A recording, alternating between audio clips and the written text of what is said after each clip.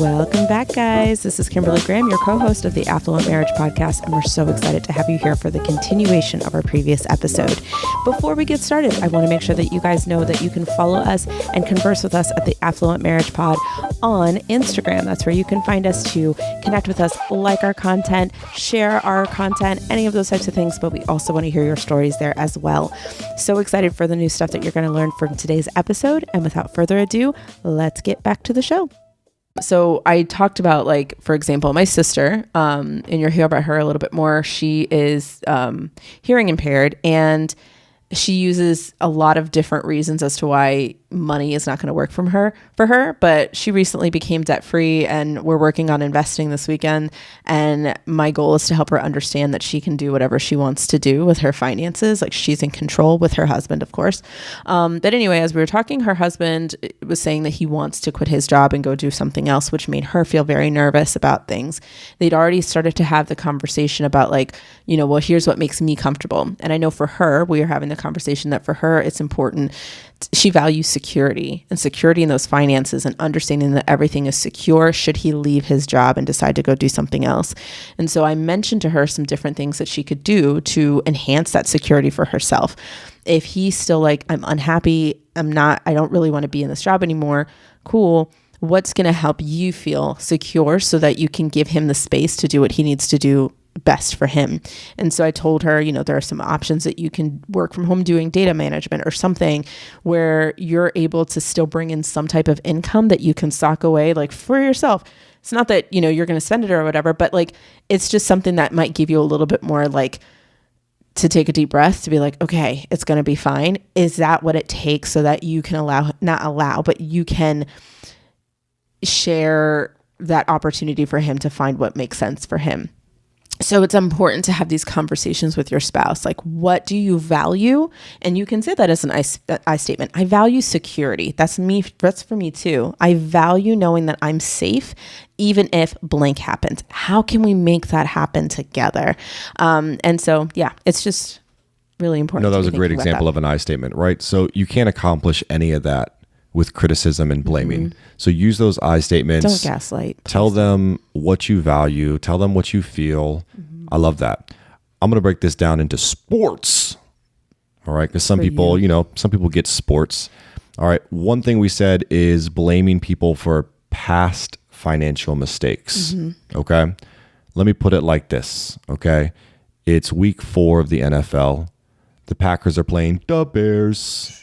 All right. Over my head already. And let's say the Packers lose the game, you know, because, you know, I'm a Packers fan, but I'm not really a fan of the Packers right now. But let's say they lose the game. Let's say the running back fumbles the ball. You know, the Bears pick up the ball. They run it in for a touchdown. Game over, right? Mm-hmm. Bears win.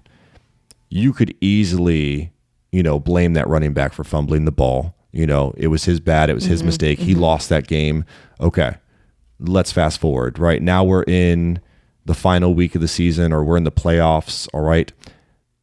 Did that past financial mistake, did that past error, that fumbling the ball, did that have an impact on your season? Sure. Mm-hmm. Right. It tarnished your record. You know, you lost that game. You know, it messed up your seeding, whatever. But here you are now. Mm-hmm. This is your situation. Yep. You're in the first round of the playoffs, or you're in the last week of the season, and you need this win. Like, is it going to be helpful to that player to go up to him and say, hey, bro, don't fumble today. You lost that game for us last time. Don't do that again. Right. Right. If you're constantly reminding this person about their failures and their mistakes, is that going to make them perform better? Are they going to, you know, get up for game day excited, knowing, you know, I think they're going to go into it a nervous wreck. I think they're going to be anxious. They're not going to be feeling supported. They're going to be in their head. Right. Right. So it's the same with your spouse. Right. Right. It's the same with your partner. You can't blame them and criticize them. You guys are a team. That's the thing that we're going to talk about later too. This is your best friend you're talking about. This is your best friend you're talking to. The reason why you decided to get together, get married, live together, like share your life together, is because you saw value in this person and you saw a future with this person. So if you're talking about something as important as finances, which literally touches everything, find something it doesn't touch. Get at me and tell me what money doesn't touch. It touches everything. It affects everything. Something as important as that, if you can't come to the table with your spouse and talk to them and figure out how to have this conversation, I mean, I'm not saying that it can't.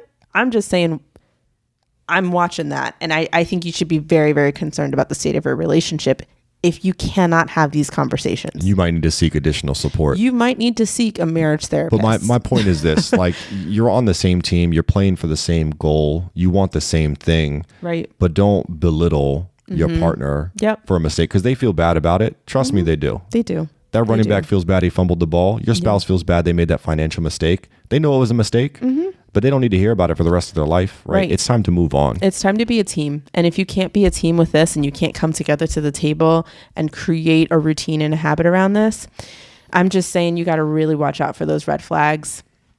And you have to really, you have to be serious about saying that this has to be something that we do together. All right, it's time for our next tip. Tip number 4. Listen actively. Talk less. Smile more. Don't let them know what you're against or what you're for. Did I get it? Yeah. All right, I messed that lyric up on the Graham Fam, so I thought I'd try it again to see if I'd get it. Yes, you did. Listening is just as important as talking. Make sure you give your partner your full attention and listen actively to what they have to say. Show empathy and understanding, even if you don't agree with what they have to say. Show empathy and understanding. So none of this like, huh? What'd you say? Oh yeah, whatever. That's not listening actively. That's passively listening. That's not listening actively. So that's I've been being kind of disrespectful to your spouse. I've been watching Love is Blind. You have. We both have. And this is all right, first of all, Love is Blind is a show on Netflix where people it's find a trash show. It's very trashy. And that's why we love it, right? Sometimes you need that. People are going on blind dates and they're trying to see, is love truly blind? Because you don't see the person until you actually say, yes, I will marry you, right? Not just yes, I will date you. Yes, I will marry you. In this hyper specific example, I want you guys to be like my guy, Zach. All right. If you're watching season 4. In season 4, Zach is a little bit creepy because he maintains incredibly strong eye contact, and the dude doesn't blink. He doesn't. Irina does not made sure that he knew, like she said, he looked like a cartoon character because he never blinked. But I bring this up because I want you to listen so attentively to your spouse that you do not blink. Like, I want you to make creepy eye contact. Like, I want you to look at your partner. Don't deviate. Look at them right in the eye and don't blink and just listen. Just listen. In fact, this is where timers come into play. So if you have a spouse who is talkative, like I am, I'm the talkative one, setting a timer and just saying, listen, I want to hear everything that you're saying, but I need you to like write it down first. We'll talk about mediums in a second, but that's where timers come in. So we'll talk about that a little bit later, but I was just think that's a really good thing to put in there about listening to them. Yeah. And I want to say this to my multitaskers out there, right? Active listening and multitasking cannot coexist. They cannot coexist, right? You could be the most incredibly gifted multitasker that God has ever placed on this earth. And I'm sure your mom is really super proud of you for being a multitasker, but guess what? Your spouse doesn't care, right? Even if you are 100% listening, but you're also like vacuuming at the same time, or you're 100% listening, but you're on your phone, you're 100% listening and you're like washing dishes. I do Cheryl. We have so many quotes. Cheryl. I do not care. Name that movie. Right? Name that movie. Even if you're listening 100%, if I see you doing something else, I'm going to think that you don't care about what I'm saying. Right. I need to see you listening. Especially if whenever it's your turn to talk, you want me to listen to you and you get upset with me. And I'm like, well, I don't get the same respect in return. Like, that's where the grudges start. It does not start because of something huge. It starts with these tiny little things. Tiny little things. So listen to your spouse actively. Make it an effort. Right. And think of questions while they're talking, right? Look at them and be thinking about what they're saying. And you know what I love to do? Sometimes I love to repeat back what you may have said to me in my own words. So basically what I heard that you're saying, babe, is this. You said this, this, and this. Is that what you're saying? And your spouse will say, yes, Affirm. that's what I'm saying. Yep. Cool. Here's my question, right? So you've affirmed, I listened to you. This is what I think you said. Or they could take a moment to say, you know what? Yes, I said that first and second thing, but you missed the third thing. Like, that's not what I said. What I mean is this, right? You give them a chance to clarify what they just said. I love restating and letting you affirm and confirm. These are what things I just that said. teaching has taught us. Absolutely. Teaching, especially being respectful, which reminds me of the 3 B's of the school I used to work with. Be respectful, be responsible, and be safe. Being respectful is actually our very next tip. So I'm glad you mentioned that. So we're going to move out and away from listening actively into our next tip. Be respectful. So if you're trying to cultivate that safe place around money, you have to be respectful, right? You have to respect your partner's opinions. Everyone has their own opinion around money and what they think money needs to go to and go towards. All right. You need to respect that. Even if you don't agree with them, respect that that's their opinion. That's where they're coming from. You need to avoid derogatory and dismissive comments. And I'm going to add on here, don't interrupt. Yes. And it's important to not talk over the other person, especially, oh my gosh, the gaslighting. I hear so much gaslighting when someone is pouring out their heart about what they want to see or how they're feeling, and the other person's like, well, that's your fault, that's your problem, that's whatever. Like, the gaslighting does not invoke trust further, right? You've broken the trust of that other spouse because you're not giving them an opportunity to share something that's very vulnerable. Again, the safe place is supposed to be, it's a fragile space, and so you have to be respectful to this person who you say is your best friend, the person that you say till death do us part, the person that you are, committing your life to, the person that you're rearing your children with or have future dreams of being with forever and ever. Amen. This is too important of a person to treat like trash, to dismiss them, to say that they don't matter in the way that you treat them. Focus on being respectful.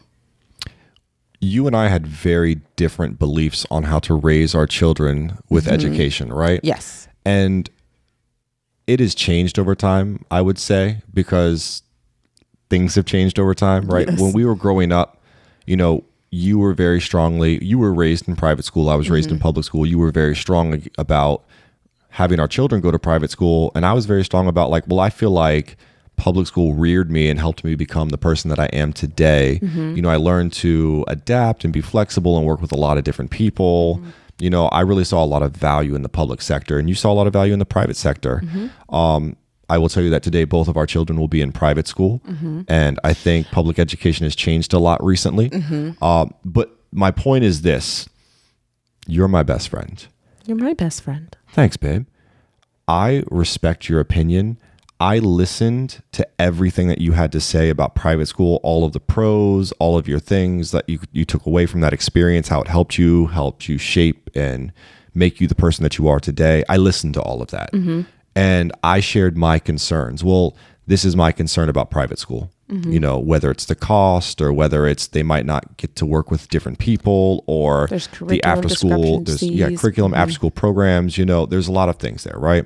And you heard me share why I think public school is great. And then you shared your concerns, And after that dialogue, after that conversation, we didn't necessarily come to it. Did we come to a decision that first conversation? Wasn't like... It was one of those things that we decided, you know what? Okay, let's at least get to kindergarten, because the specific curriculum that is at the private school is very good and robust. And so we were saying, you know what? Let's just start with getting to kindergarten and we'll see what's happening from there. So I think we both came to a compromise that was sufficient for us. And then we said we would kind of keep the conversation open and keep preparing just in case, but also being willing to make changes. And I mean, a lot of things shifted. A lot of things have shifted, and we decided to continue to stay in private school. But it was a consistent thing. And I think there are other ways that we can have our children have the experience of what you had in public school, in the form of having different experiences outside and doing other clubs and other things that might give them more access to different things that we feel like they might be missing, which is not a ton. But regardless, we are responsible for making sure our children are raised the way that we feel like they should be raised. Right. And my point in that example was that we respected each other's opinions. Yeah. We did not make a decision day one. We put all of the pieces on the table. We showed all of our cards. Right. And we said, this is what I got. This is my hand. This is what I'm working with. What do you think about my hand? I'll tell you what I think about your hand. But we didn't come up with a decision that day. And we kept the conversation open. I love that you said that. Yeah. And it was never like, well, of course you would say that. It was because you grew up that way. There was never any type of derogatory remarks towards either one. Because, I went to public school for a little bit too. But there were pros, and I was like, I agree with those pros. I agree with those cons. And there were pros and cons that he agreed with mine too. So we didn't really have an area where we were like, anyway, all that to say, I just feel like that was important for us to continue to have that conversation and always come back to it and having this open and honest conversation. So our topic today is how to create a safe place around the money talk. So we've kind of hit some quick tips. All of them have to do with the money talk. Not all of them have been hyper specific towards money. We're about to get into that. So I'm kind of leading us there.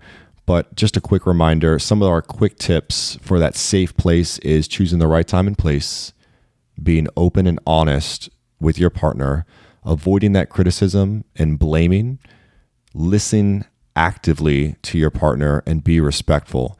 So we're about to venture into what I would say is more about the money. All of these things were parts. Tips for the safe place with a little bit of money in mind. But our next tip is to set clear goals and boundaries. You have to work together to set clear financial goals that you both agree on. Yes. This will help you stay focused and avoid any misunderstandings. And again, set boundaries to ensure that you both feel comfortable discussing these financial matters. Right. And so you really need to make sure, again, that safe place is set, that you have like an understanding of what you're going to accomplish that day. Think of it like an agenda. This is where timers come into place. You're not saying we're going to talk for 4 hours about this, because that will exhaust the topic. You want to just kind of say, this is what we're going to be discussing today. And, we both agree that this is important for us. Set it for a short amount of time and then let it go until the next time you guys have your money date. So I love the idea of leaving the table with actionable items for both partners. So if you are having the conversation, you don't want to leave with things unresolved, right? Even the conversation we just mentioned, it wasn't that things were unresolved. We didn't come up to a specific result, but it was just like, I hear you, you hear me. It's okay if we come back to this another time. You know what I mean? That's okay. But even with your financial stuff, you can look through your numbers or look through your next goals or whatever and just go, ooh, what should we focus on next? And you should have at least some small actionable goals of what you can do in your finances to make sure you're still moving the needle forward every single day. Yeah, I love everything that you just said, right? It's time to get real, right? The playing field is set. Right? We've talked about being respectful. We've talked about being open and honest. It's time to talk money. Mm-hmm. And we're going to set clear goals that we can both agree on. Mm-hmm. Right? So for you and I, some of our goals this year are to rent out our property. We have a lot of big goals. We want to also furnish and renovate the property. Mm-hmm. We want to purchase a minivan this year. Mm-hmm. We want to go on a trip to Disney. Mm-hmm. And am I missing something? I think there was, getting a tenant. Getting the tenant. Getting the tenant. I think there was 5 things. So we've got some big goals. So when we come to the table, right, we have to set those goals and we have to make sure we agree on them. Right. And agree on the order in which we pursue them. Yes. Right. Which is a whole other thing too, right? We're weird. On our drive home from our trip from South Carolina, we kind of ranked our 5 things that we're doing this year, our big things in an order in which we prioritize them or see them the as level of excitement that we have. That's what it was. Excitement. Because we knew we were doing all of those things this year, but we were like, you know what? What is the level of excitement about these things? Because there's different things that you're going to be excited about. Mine is obviously the vacation because I like to have tangible goals that I can say, yes, this is my goal.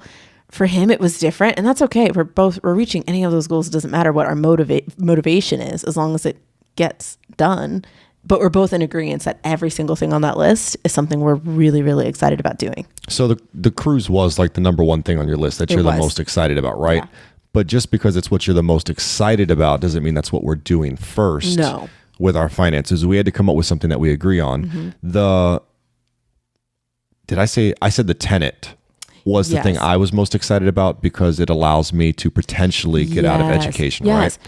So we have differences in what we prioritize as important or exciting, but we have to come to an agreement on what we do first. And on that, the first thing that we are going to tackle is renovations and the minivan, correct? Right. Because if we are getting a tenant into the house, we can't get a tenant into the house until we have the house furnished, until we have the bathroom renovated. So that kind of helped and talked through our prioritization of what needed to happen first in order for other things, the domino effect, to be created. Essentially, like, some of these things are all happening around the same time, which is going to be really fun. And I know there's going to be hardships in that, but I'm so excited because we're being able to still achieve our goals while still like working through this, right? So it makes the hardships a little bit easier because you're like, but we're getting to do the thing that we've been wanting to do for the past like 2 years. I'm so excited. Really more than that, like 8 years. Like, we've been wanting to do this since we got this property. The last thing we forgot to say was moving out. Oh yeah, moving out. Yeah, because we're moving to a different space. And so that's really exciting too, because we've been in this 2-bed, 1-bath or 2-bed, 2-bath for almost 7 years. 6 years, almost 7 years, right? And we have 2 kids and it's time. So set clear goals, right? The reason I say that is because you and I, we both have dreams. In some ways, our dreams align. In some way, our dreams are different. But we both have dreams. And when we set our financial goals, it's important to dream. We talked about that. And be open and honest and share, what are your dreams? You both have goals. You both have things that you're after. And I guarantee that the goals that your partner has are not going to harm you. No. Right? And they're going to help you. That is so funny that you say that. I shouldn't say funny. That's just such an interesting thing when you recognize that your spouse, again, going back to the fact that you chose them to be your best friend forever and ever, their goals that they have are not to hurt you. Right? They didn't go and do those things, purchase that thing to hurt you. At least we really hope that's not the case. Again, if that's so, red flags. Stop. Get some help. You need to get some other type of help. And this is like, hello, you would never want your girlfriend to be in this type of situation, right? If you know, like, anyway, that's a whole nother story. We're not therapists. But what I am saying is, if you are both on the same page and you're like, we want to make ourselves better in our finances, understand that the goals that you have, even if they sound different than what goals I have to understand, like, wow, he envisions this with me. Wow, she envisions this with me. And we can converge in whatever the commonalities are, and we can align those common goals as our things that we're going to tackle first, right? The priority is then becomes easier to be seen when you talk about those dreams. So set clear financial goals, right? Yes. Talk about the dreams that you both have. What are the goals that you have for this year, for 5 years, for 10 years? Like, where do you see yourself and how are you going to get there? Yeah. Set clear financial goals of how you're going to get there. Numbers next to them and like really set day to day. What can we do every single day to make sure we get closer to this goal? Now, boundaries to make sure you both feel comfortable during the conversation. We've talked a lot about that through this entire Safe Place conversation. So, quick reminder, right? There's no arguing. No arguing. You're being respectful. You're not raising your voice. Once you do that, you kind of shatter the safe place like we talked about. Don't use the you statements. Use the I statements, right? Play at it from a point of emotion and empathy, right? I feel this way. Yep. Right? Not like you did this, right? We don't want to blame. Right. Take breaks. Use timers if you need to. I remember our very first one that we ever tried to have, babe. I mean, it could have been a financial summit. Like, we had this whole idea that we were going to go up on the mountain and we weren't coming back down until our finances were figured out. And that lasted a hot 45 minutes. Yeah. And we were cooked. We were so exhausted. And when you can feel the tension, you can't start a marathon like with a sprint, right? Like you have to start a marathon with a slow trot. Go slow to go fast. Barney from what is it? Yes, How I Met Your Mother. He would disagree with you. He would disagree strongly. He tried to. Well, he wouldn't, because at the end of the episode, he's on the subway and he can barely walk. That is true. You're going to be exhausted if you try to do the whole thing in one night, right? So like you have to just like use timers and just say like, we're going to talk about this for 10 minutes. If that's all we can handle, that's all we can handle. I understand that. You understand that. And we have to build our stamina to get to that point where we can have financial summits, which we'll talk about in a second. Right. If you notice your partner's starting to get a little glossy eyed or they're starting to yawn, like don't take it as disrespectful. Just take it as, hey, we might have been having this conversation for too long, or maybe we started at the wrong time. Like maybe it was way too late, or they've had a really long day. Like just don't take it personally. Are you getting tired? Like, okay, not a problem. Is there another time we can have this conversation that would make sense for you? Right? Like we've been doing this for like 15 minutes. Like, why don't we go ahead and like, we can have this conversation another time. Is that okay? You know, yeah, let's go get a coffee. Like, dude, let's watch a show together. They're a real person. Let's take time away from each other for a second. You go play your game. Yeah. I'll go read a book, watch a show. Do what you got to do, man. All right. Talk to me about this one, Kim. Safe word when things get heated. Listen, we're not talking about that type of safe word, but I mean, you can use the same one if you want. Safe word, when things get heated, you can tell in an argument when you're having or discussion that you're having with your spouse, when you are getting super emotional about something that's being talked about. Maybe it's triggering you. Maybe it's like hitting on something that maybe was something from the past, maybe from when you were growing up, because these money, mindsets don't just show up. They've been there for decades. Okay. So when you are in these conversations with your spouse and you notice that yourself getting triggered, have a safe word. Like, hey, this is, I don't even know, Cookie Monster. Just to break that was incredible. You had a moment to say the first thing that came to your mind that you would consider safe.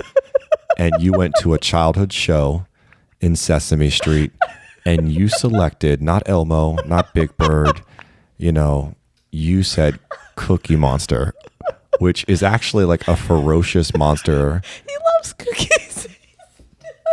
But I don't know. That was your choice. Ferocious. You made a choice, babe. Sweet puppet that loves cookies. I wouldn't want to be a cookie in his hand. I'll just say that. Hey, this is Kim Graham from the Affluent Marriage Podcast. We hope you're enjoying what you're listening to so far. But if you're thinking to yourself, man, I wish I knew more about what's going on in Kim and Dan's world, I want to ask some specific questions and be able to get extra resources, well, you might want to think about joining the Graham fam. Now, I know I love exclusive content and I love having more of Kim in my life. And if that's something you're interested in, you can be a subscriber and you can get exclusive episodes that no one else is going to hear. That's going to help you build generational wealth and have more authentic two-way communication. Links are down in the show description. You'll be able to click and see more information about Graham Fam, and we hope to see you behind the scenes. Have a great one, and let's get back to the show. Cookie Monster, ladies and gentlemen, is the safe place word for the rest of this show. So if you say that word or whatever phrase it is, it breaks the tension. It does. It lets your partner know, hey, you've gone too far. You're talking about something that's very near and dear to my heart, and I'm very passionate about it, and we're stepping on toes, and like, I just need a second. Yeah. I just need a second. And it's okay to explain, like, this is why this is going Cookie too Monster. Far. This is why. It's kind of like, have you seen that little video with the little girl and she's doing her numbers or something like that, her ABCs? I have to show it to you. It's from like the 70s and she's so cute and she's doing her ABC and she just goes, Cookie Monster. I feel like, wasn't that our kid? Like, or is that where? Oh, no. I think Phil made it our kid. Oh, from that video. From that classic video. Yes. Okay. Oh my god. You talk about me mentioning some hyper specific moments in time. You just mentioned something from the 70s. Like, it's a cute I'm just saying video. That's pretty hyper specific. It's a cute video. Okay. Anyway, Cookie Monster friends. In terms of setting boundaries, look, don't run away from the conversation. Don't tune out. You need to be, we said this, an active listener. Mm-hmm. You need to be present. That means the world to your partner. Be present. Seriously. And if it's getting long-winded, like, be honest, which is another part of this. Be honest and say, hey, babe, can we take 5? Yep. Can we come back tomorrow? Can we, I need a moment. And spouse who is hearing that, respect that. respect it. Because if you want to accomplish these goals, you gotta work it's together. not going to happen tonight. Nope. Because Rome was not built in a day, right? You gotta do it brick by brick. Stop trying to get to the top of the mountaintop in one conversation. Ain't gonna happen. all right, here's the last thing for setting boundaries, okay? You said this, Kim, you're a talker. I am. I feel like I'm a talker too, You are. but sometimes talkers, That's why communication is something we talk about so much, because we talk maybe. a lot. But listen, talkers, all the Kims out there and the Dans and all the y'all need to shut up. Shut your face. Shut up. Shut your pie hole. I like when they say that and they put the space between shut up. I don't know why. It's just very dramatic Shut to me. up. Yes, I love that. Uppeth. If you want to say shut up to me, just put that pause between the shut and the up. I love that. I might respect it more. You know what? You're But you need to shut up, right? And if you're the silent type, you need to speak up, all right? Yes. Wait time, and this is good for talkers, all right? I know it's hard for talkers, but wait time is everything, right? Ooh, that's hard for Count me. to like 15 in your head. I know that's really hard. The silence is awkward, but listen, awkward. the silent and the quiet type, like they need some time to process. Mm-hmm. And then whatever they say, know that it is very calculated Mm-hmm. and meaningful to, like they've really thought through this before they speak, but you got to give them the time, because what you're going to do is you're going to talk, you're going to hear like 2-3 seconds of silence and you're like, well, why aren't you speaking? And you're just going to keep, you're going to fill the silence. Stop talking Don't to me. Shut up. You're attacking me with your complete accurate version of what I do. I hate wait time, but it's so important in having conversations when someone's processing new information. You have to give them that time to to digest everything that you just said. So Cookie Monster. I don't feel safe. You said dissect. Cookie Monster. Cookie Monster. See how we make this fun? You got to make it fun. Choose a medium when you're talking to your spouse, right? So if you're not the talker, or maybe if you are and you have trouble, condensing your thoughts into like certain bullet points, write it out beforehand. Take some time. Again, use those timers. We're such educators. Write a haiku. Write a poem. Write a haiku. But like take some time and just say, okay, we're gonna talk about this topic. And I want 5 minutes. I want you to write down everything, whatever. And so then you can kind of get your thoughts together before you regurgitate and like say everything. Same thing with a person who is maybe not the talker. Write out what you are thinking about that topic. So then when it comes time to talk, you actually have some points of like, this is what I'm feeling, or you can show it to your spouse, right? This does not have to be hard, is what we're saying. There's so many different ways that you can express yourself and what you desire in your finances. So here we are. We've talked about creating a safe place around money and having that money conversation with your partner, Kim. And we're about 30-40 minutes into this talk. And have we even talked about budget yet? No, we have not. And I just want to make it very clear that's purposeful, because it starts with your mindset. And we say this all the time. It starts with your intention, your mindset, your habits, routines. That's where it starts. In fact, our affluent archive, you're going to hear about it, this is where it begins. When you start to understand how to communicate your needs and hear your spouse's needs, and you actually have like actionable steps, that's where you're going to start being able to actually talk about creating a budget. Not until then. After you've accomplished your dreams and know exactly what you want to be able to do, then and only then would I pull out the numbers. Otherwise, don't even think Right, because how many money conversations start with just like, hey, babe, like I was on the bank account and I saw that this went through. Like, why did this happen? Why did like, you? Babe, we need to look at our budget because we're spending way too much. Like the You are conversation spending too much. goes right to the budget and it really shouldn't. No, that's like, no. I was about to say something that I'm a little bit embarrassed to say because my mom might listen to this podcast. So I won't say it. Really? Are you censoring yourself right now? I am censoring myself. Wow. You know, I love that. I'm 34 years old and I don't want to say even the listeners know where you were going with that, and I know where you were going with that, but you're still not going to say it. You know where I'm going with that. Don't get to the budget part until you gotta work your way up to the budget. Cookie Monster. Cookie Monster. Cookie Monster.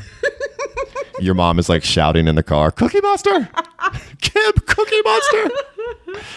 Oh man. So here's our next tip, right? So now we have built up to this, and now we are at the point where we are going to create the budget. Okay. Okay. So you're going to sit down with your partner. You're going to make the budget together that outlines your income, your expenses, your savings goals. This is going to help you guys stay on track, and it's going to keep you guys from overspending.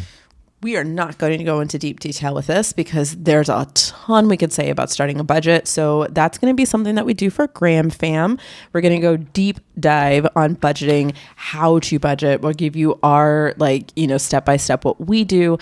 And we're going to talk it all through, but we're not going to do that here because it would be, nope, too much. That is a whole nother series. We could write a book on potentially. that. In fact, we should write a book. We will. And our next Graham Fam is going to be about building trust with your partner surrounding money. And then the following week, I'd say that Thursday, we're going to start talking about budgeting. Yeah. So it is coming, and that's going to be on Graham Fam. We're going to talk how to create that budget with your partner. But we'll say this, it takes time, right? You said Rome wasn't built in a day. You got to go slow to go fast.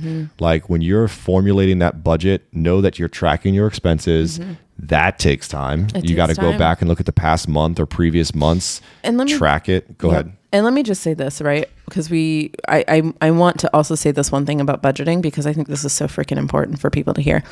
You can go online and find billions of, examples of what a budget could look like for you. You could go on YouTube and find millions of videos of people explaining their budgetary, their process. You could buy all the courses, but guess what? Every single person who uses their budget is so unique. And if a budget was so easy to use, everyone would use it. Everyone would use it. Everyone would be saving.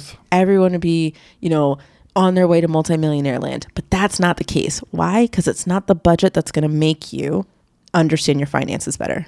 That's not it. It's the execution and the consistency of looking at your finances and facing them.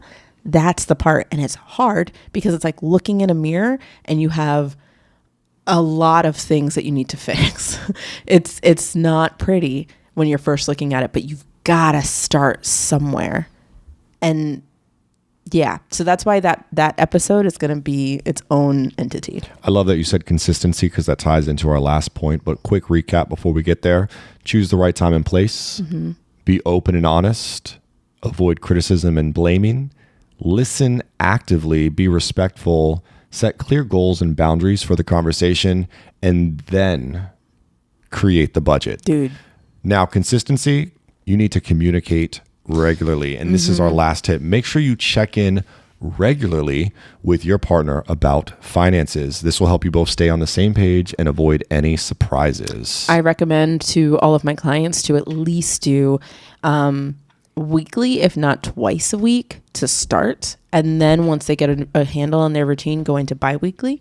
But then we do other things like doing a monthly recap, which again, we've been doing this for years and it takes us literally 5 minutes to just be like, you're good, everything's good. The reason it takes 5 minutes though is because we are actively throughout the month that's tracking true. And filling in our expenses. Which again takes like 5 minutes. It literally does not take very long at all. Once a week. And then by the end of the month, it's like, hey, how much did we save? That's the conversation that I love. How much do we get to put towards our goals, right? I think last month we put about $3,000 towards $3,800 towards our goals. And we're so looking forward to summer months because there's more pay for him as a teacher. More job opportunities. There's more job opportunities. Yep. So he does 2 weeks of additional camps and that brings us more income. My jobs continue to go up as I get more clients. So those summer months are like, sweet, because we're able to put a ton towards our goals. So those are my favorite meetings when we're able to be like, ha ha ha, we have extra money. They're not always like that, but they are good meetings no matter they are. They are good meetings because we know how to, and we can talk about that when we get to the budget part. Quarterly recaps are really fun, but my favorite are the yearly reviews. We make it really, really fun. This past time I made a really, really special dinner and I got sparkling cider and we have cute little cups and we made PowerPoints. We get all nerdy with it. Oh, we're nerdy. I do one for my business. He does one for the family. home. And I call it the rundown from The Office. The rundown. And Jim, let me get that rundown. Yeah. What's a rundown? Yeah, I'll get you that rundown. Sure. And we're texting each other throughout the week and we're like, oh my gosh, the numbers for this year are so awesome. You're going to love this. And I'm like, oh, you're going to love the numbers that we have for KG Financial. This was so eye-opening. And it's literally our favorite I love our quarterly and our yearly reviews. They're so uplifting. So you got to make it fun. You got to make it fun. It's a cool way to look back and see what you did every month of the year. Yeah. It is like a yearbook in a lot of ways. So it's fun. And then we can even go back. I like that we have it because it's a living document. And we can go back 5 years from now and see what we did in 2020. Literally, your money tells a story. That was something that we should have her on here one time. Our financial advisor, financial coach that we hired when I first started a business. Her name is Amy Scott. Shout out to Amy Scott. She's absolutely phenomenal. And she told us that like she'll be on the podcast, by the way. She will. Every dollar tells a story. And I was like, okay. But literally when we do our yearly and quarterly reviews, we're like every single dollar, we can tell how we were feeling when we had a fight. Not that we have fights often. History has its eyes on you. The amount of quotes we use on this podcast is just hilarious.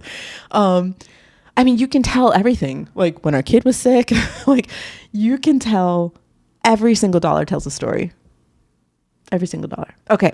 So we're good. We're on the CTA or? Yeah, we're wrapping this up. So we gotta wrap by creating a safe space to talk about money with your spouse, you'll be able to have an open and honest conversation, build trust, and work together towards your financial goals. So what is our call to action for this episode, Kim? Y'all, it's simple. I mean, it sounds simple. It's a little bit heavy. Talk to your spouse, right? That's I don't it. care if you guys are listening to this together and it sparks the conversation where you're like, do you think we need to have like a safe place conversation about our spouse or about our spouses, about our money? How do you think we'd start that? What makes sense to you? Like find some ways that you can start the conversation. And it does not have to be resolved today that you guys are like, and we mapped out all of our dreams and all that stuff. If it gets to that point, awesome. If you both are on that same page. But even if it just starts off where you just go, I really think we should do a little bit more with our finances. Guess what? That's a start. And you have to go slow to go fast. And I love our affluent archive for today. Yeah, you helped me create this. This was actually, your inspiration here, but it says true wealth begins at the dinner table. Those conversations that you have with your spouse, that's where your wealth journey begins. And I always think about, so Dave Ramsey, if you've ever heard him talk about this story and some of his stuff, he talks about how over the dinner table is when him and his wife would have conversations about the bills. So in the middle of the, at night after dinner, they'd be doing the bills and sending checks out. And that was when he recognized that he was actually going to go bankrupt. And he talked about how many like tears were shed, how many sorrowful fights were happening around the dinner table in reference to money. And for you might have had a space in your home where you talk constantly about the woes of money. And I want you to take back that power of that dinner table and turn it into, no, this is the place where we're going to build wealth. In the same way that we can open bills and go, oh my gosh, I can actually change this table to be a space where we say, oh my gosh, we're doing this together. You have the power to do that by simply making the choice to not only look at your money when there's crisis happening. Make a plan to sit. That's where you're going to find your true wealth begins, when you start talking about it at the dinner table. I love that. We should try to get tables into like those stores, like furniture stores, and they have like an engraving in them that says wealth happens here. That'd be so corny and cheesy. It'd be like live, laugh, love, but America will eat it up. Wealth happens here. That is so And we'll sell tables, babe. You know what? On our That's book our cover, next, on our book cover, it'll be a table. It should be a table A that says picnic wealth table. that says wealth happens here, like a red one, like a kid checkered, one, like a plaid one, like a plaid picnic table. Yes. I love that. So corny. Guys, thank you so much for listening to our podcast today. My name is Daniel Graham. This is my wife, Kimberly Graham. She's the financial coach. I'm the educator. And this is the Affluent Marriage Podcast. Thank you so much for joining us. Go, friends. Live in love. Walk in wealth. Enjoy your day, guys. All right, guys. Have a good one.